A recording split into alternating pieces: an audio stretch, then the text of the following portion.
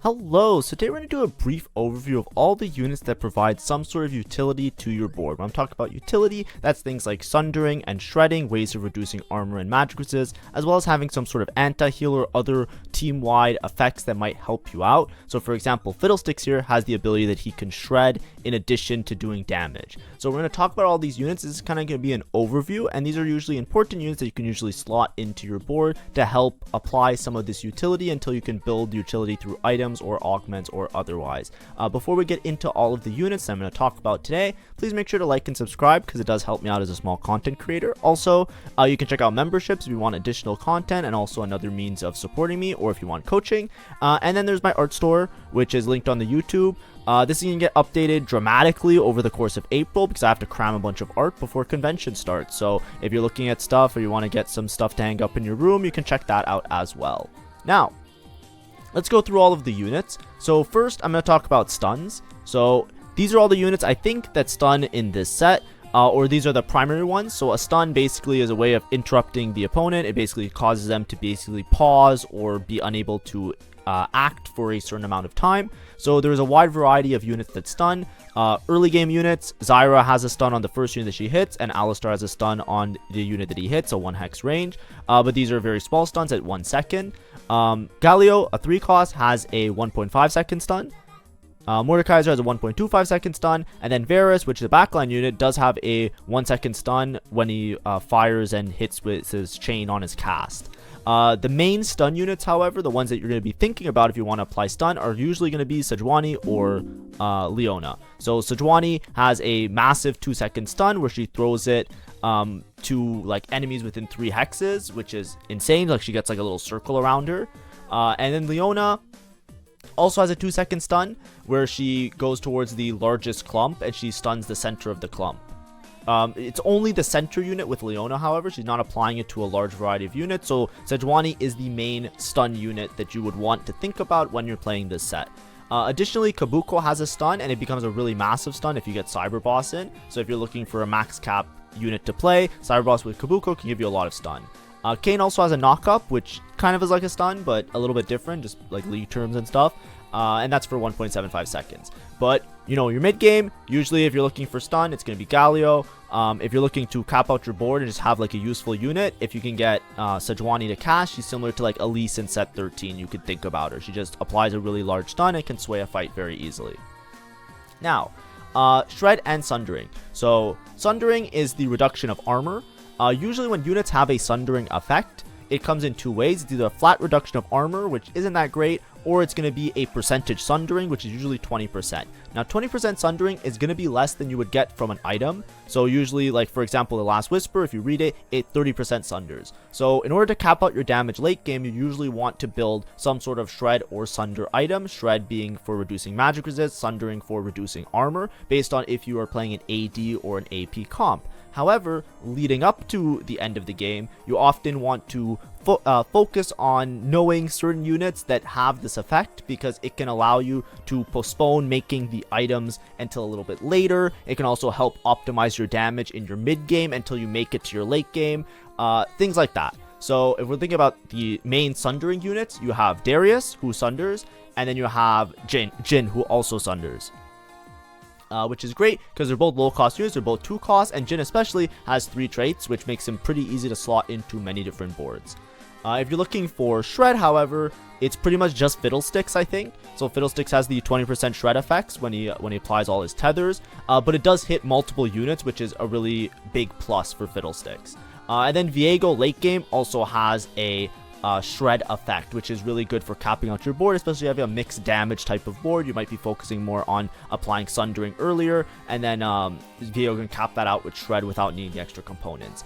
Additionally, there are some units do flat reductions. So Jarvan will reduce armor, Samira will reduce armor, Elise will reduce magic resist, and Alawi will reduce magic resist. These ones are also okay. Like I said, these do help you out a lot in your mid game, but obviously, when you get to late game, you want to be making either a shred or sunder item to optimize your board, or you want to have some sort of that sort of effect through augments or something else. These are usually like intermediate, but these are usually very important. An example is like in set 13 was Urgot, right? Urgot was a really cool unit to play in your mid game because he had that sundering effect. So a lot of times you can put him in there, get a little bit of a sunder, you hit multiple units, and then you can kind of optimize your board around that. He was really good at stabilizing and optimizing some damage in your early to mid game.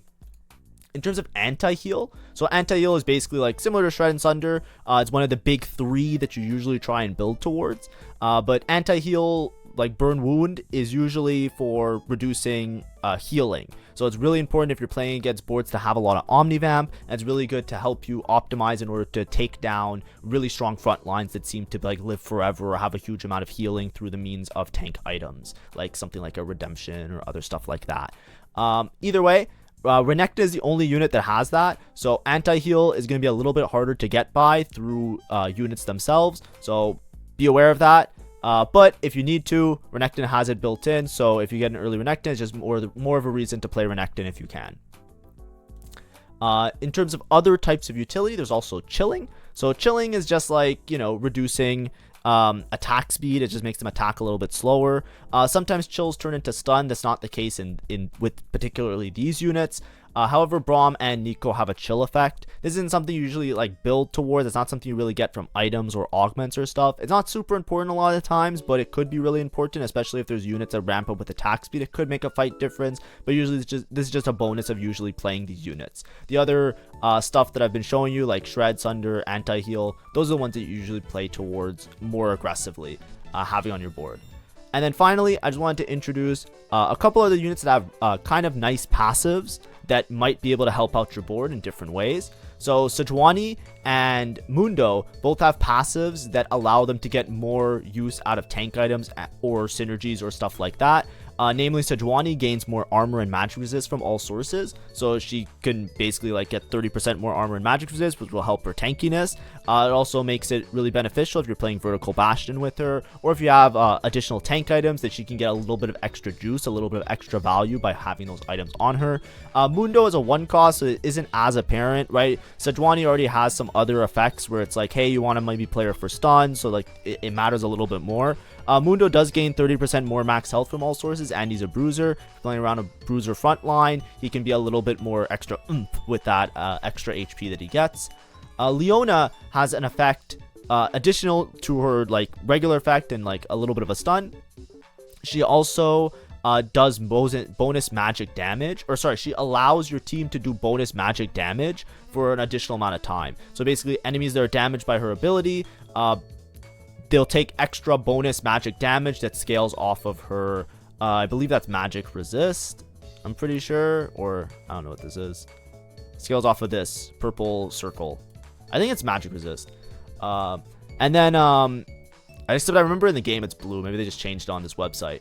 Urgot has an execute. So when you play Urgot, he'll basically like take a unit, and if they fall below 15% health, he'll basically reel them in, execute them, and then he also generates gold a little bit because, like, you know, he has an effect where he can scale you. He can turn them into components and sometimes gold. Another unit that can make gold is also Twisted Fate if he draws a yellow card.